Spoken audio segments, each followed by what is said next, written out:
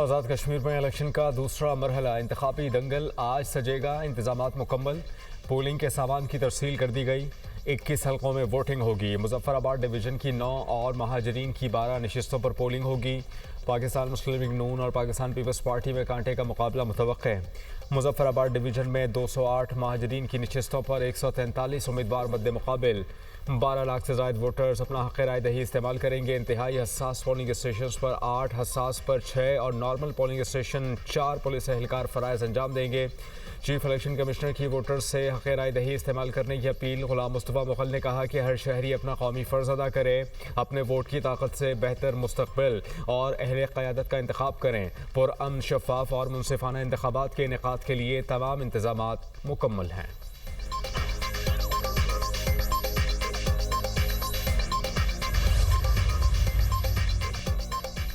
محسن نقوی صاحب سسٹم میں تبدیلی کا آغاز اپنی وزارت سے کریں. نقوی صاحب سسٹم کی تبدیلی کا آغاز نیشنل ایکشن پلان پر عمل درآمد سے کریں.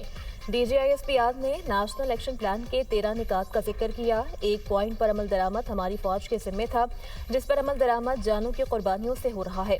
باقی 12 پوائنٹ وزارت داخلہ کی ذمہ داری تھے، جن پر عمل درآمد نہیں ہوا. وزیر دفاع خواجہ آصف کہتے ہیں سسٹم مضبوط کرنا اور بنیادی تبدیلی لانی ہے تو اس کا فورم پارلیمنٹ ہے. محسن نقوی اسی پارلیمنٹ کے رکن ہیں. معاملے کو کابینہ میں بھی زیر بحث لایا جا سکتا ہے. اس سے سسٹم مضبوط ہوگا اور تبدیلی آئینی عمل سے گزرے گی. نقوی صاحب پارلیمنٹ اور کابینہ کے اجلاس میں کبھی کبھار ہی آتے ہیں. نقوی صاحب اس نظام کے انتہائی طاقتور عہدوں پر 3.5 سال سے فائز ہیں. اگر وہ چاہتے تو نظام کی تبدیلی کی بات یا پیش رفت اس عرصے میں کر سکتے تھے. چلیں دیر آئد درست آئد. نقوی صاحب تو ماشاءاللہ خود ایک پاور ہاؤس ہے. سسٹم کا ارتقائی عمل دہائیوں سے گروہی اور ذاتی مفادات کے تابع ہے. اس کو آزاد کرنے کی ضرورت ہے.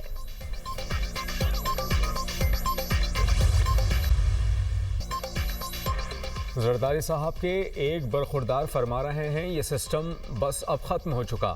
اس سسٹم میں آپ نے 30 سال کا سفر 3.5 سال میں طے کیا. اب آپ کو پتہ چلا سسٹم بالکل خراب ہے اور یہ نہیں چل سکتا. یہ پارلیمانی جمہوری نظام قائد اعظم نے دیا.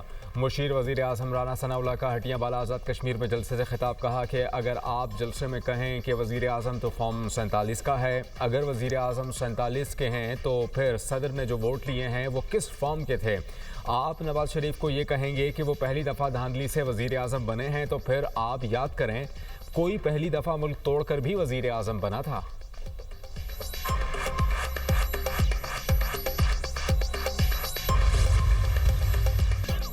شمالی وزیرستان میں سیکیورٹی فورسز کا انٹیلیجنس بیسڈ آپریشن. فتنہ الخوارج کے 5 دہشت گرد جہنم واصل شدید فائرنگ کے تبادلے میں میجر حافظ احسان الہی جامع شہادت نوش کر گئے. 34 سالہ میجر حافظ احسان الہی ضلع میاوالی کے رہائشی تھے. شہید میجر نے جوانوں کی قیادت کرتے ہوئے بہادری سے دہشت گردوں کا مقابلہ کیا. ہلاک دہشت گردوں کے قبضے سے اسلحہ اور گولہ بارود بھی برآمد. ہلاک دہشت گرد سیکیورٹی فورسز اور قانون نافذ کرنے والے اداروں کے خلاف متعدد حملوں اور معصوم شہریوں کے قتل میں ملوث تھے. سیکیورٹی فورسز کا بلوچستان کے ضلع نوشکی میں خفیہ اطلاعات پر آپریشن. خودکش بمبار سمیت بھارتی حمایت یافتہ 7 دہشت گرد مارے گئے. آپریشن کے دوران دہشت گردوں کی ایک کمین گاہ تباہ کر دی گئی. کمین گاہ میں موجود اسلحہ اور دیسی ساختہ دھماکہ خیز مواد کا ذخیرہ بھی تباہ کر دیا گیا. علاقے میں دیگر دہشت گردوں کے خاتمے کے لیے کلیئرنس آپریشن. صدر مملکت اور وزیر اعظم کا دہشت گردوں کے خلاف کامیاب آپریشنز پر سیکیورٹی فورسز کو خراج تحسین. جامع شہادت نوش کرنے والے پاک فوج کے میجر حافظ احسان الہی کو خراج عقیدت. ملک سے ہر قسم کی دہشت گردی کے مکمل خاتمے کا عزم. وزیر داخلہ محسن نقوی کی انٹیلیجنس بیسڈ آپریشن پر سیکیورٹی فورسز کی ستائش. سیکیورٹی فورسز کی پیشہ ورانہ صلاحیتوں اور بہادری کو سراہا.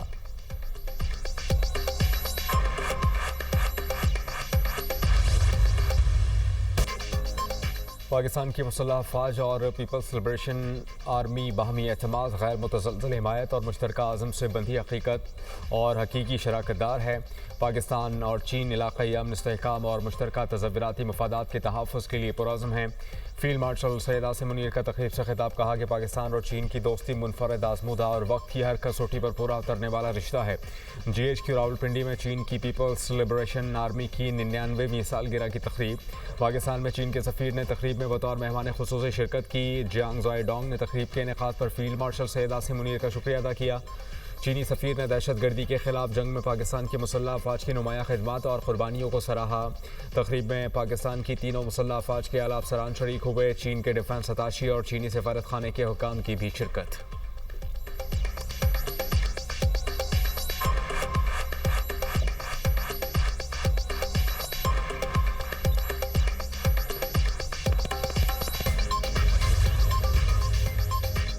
کالعدم ایکشن کمیٹی کی جانب سے خط کا جواب موصول ہو گیا ہے۔ کالعدم کمیٹی نے ٹروتھ کمیشن کی تجویز پر آمادگی ظاہر کر دی۔ Chairman peoples party Bilawal Bhutto کا سماجی رابطے کی ویب سائٹ پر پیغام، کہا ہر قیمتی جان کا ضیاع قومی سانحہ ہے، بحران کا خاتمہ اور عوام کو فوری ریلیف اولین ترجیح ہے، آزاد کشمیر میں معمولات زندگی جلد بحال ہونا ضروری ہے، کالعدم جوائنٹ ایکشن کمیٹی کی تجاویز کا جائزہ لیا جائے گا، آزاد کشمیر کے وزیر اعظم سے مشاورت کی جائے گی، وفاق اور متعلقہ فریقین سے ابتدائی رائے لی جائے گی، متفقہ تجویز کے لیے مشترکہ بنیاد تلاش کی جائے گی، مذاکرات اور ادارہ جاتی حل ہی آگے بڑھنے کا راستہ ہے۔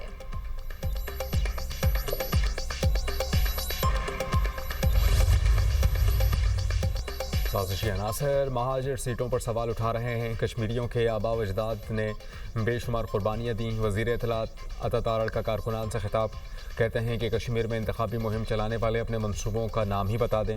خدمت کے میدان میں کوئی بھی پاکستان مسلم لیگ نون کا مقابلہ نہیں کر سکتا۔ آزاد کشمیر میں نون لیگ کے ترقیاتی منصوبے مثالی کارکردگی کا منہ بولتا ثبوت ہیں۔ آزاد کشمیر میں نون لیگ کی حکومت ہوگی۔ کشمیر میں ہر جگہ سے شیر کی آواز آ رہی ہے۔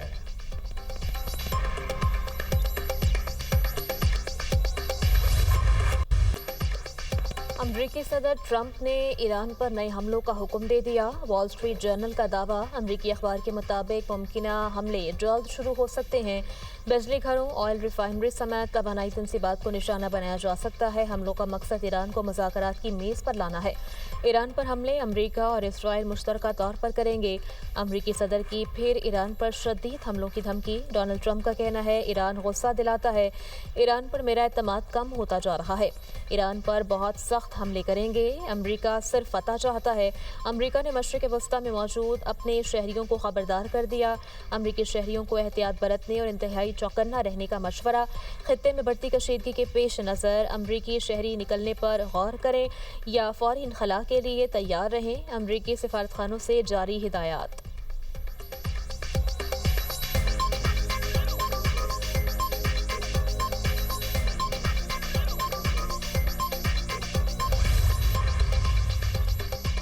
ایران پر حملہ کیا گیا تو پورے خطے کو پتھر کے دور میں پہنچا دیں گے۔ ترجمان ایرانی پارلیمانی نیشنل سیکیورٹی کمیشن ابراہیم رضائی نے کہا کہ خطے میں امریکی تنصیبات کو تباہ کر دیا جائے گا۔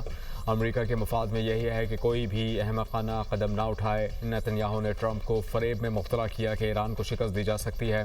امریکہ کا خواب ہے کہ مارکیٹ کی 2 روزہ بندش کے دوران ہم پر تباہ کن حملہ کر سکتا ہے۔ ایرانی خاتم الانبیاء ہیڈ کوارٹرز کے کمانڈر میجر جنرل علی عبداللہی نے خبردار کیا ہے کہ امریکی فوج کی دفاعی ڈھال بننے والا ملک جنگ کی آگ میں جل جائے گا۔ امریکہ خطے میں وسیع جنگ چاہتا ہے۔ یہ خطے پر غلبہ حاصل کرنے کی خطرناک حکمت عملی ہے۔ خطے کے مسلم ممالک کو سمجھنا چاہیے کہ امریکہ ان کے سرمایے اور وسائل کو بطور دفاعی ڈھال استعمال کر رہا ہے۔ خطے میں طاقت کا توازن اب پرانے اصولوں کے مطابق نہیں۔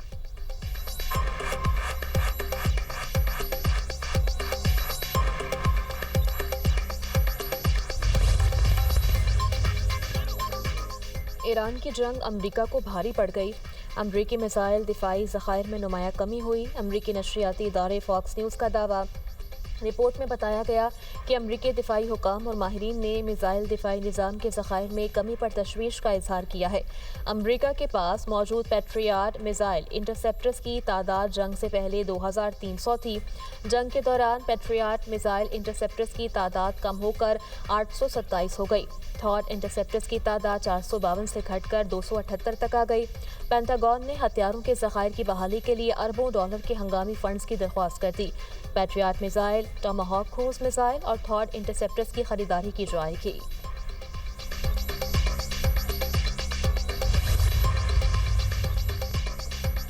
رائے میں بڑی بیٹھک، صدر مسلم لیگ نون نواز شریف سے وزیر اعظم شہباز شریف کی ملاقات۔ وزیر اعلیٰ پنجاب مریم نواز اور نائب وزیر اعظم اسحاق ڈار بھی موجود تھے۔ ملاقات میں ملک کی مجموعی صورتحال، سیاسی صورتحال پر تفصیلی تبادلہ خیال کیا گیا۔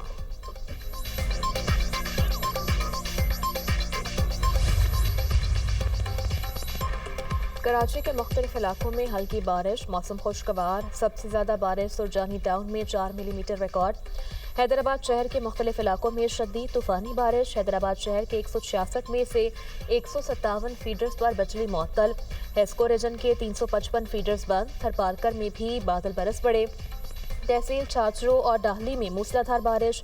इस्लाम कोट में आसमानी बिजली गिरने से 3 अफराद जाँ बहक, 3 जख्मी हो गए। वाकया गांव बोरली के करीब खेत में पेश आया। मीरपुर खास में तेज हवाओं के साथ मूसलाधार बारिश। गली मोहल्लों और शाहराहों में पानी जमा। मोटियारी, भिटशाह और गिरदोनवाह में तेज हवाओं के साथ बारिश।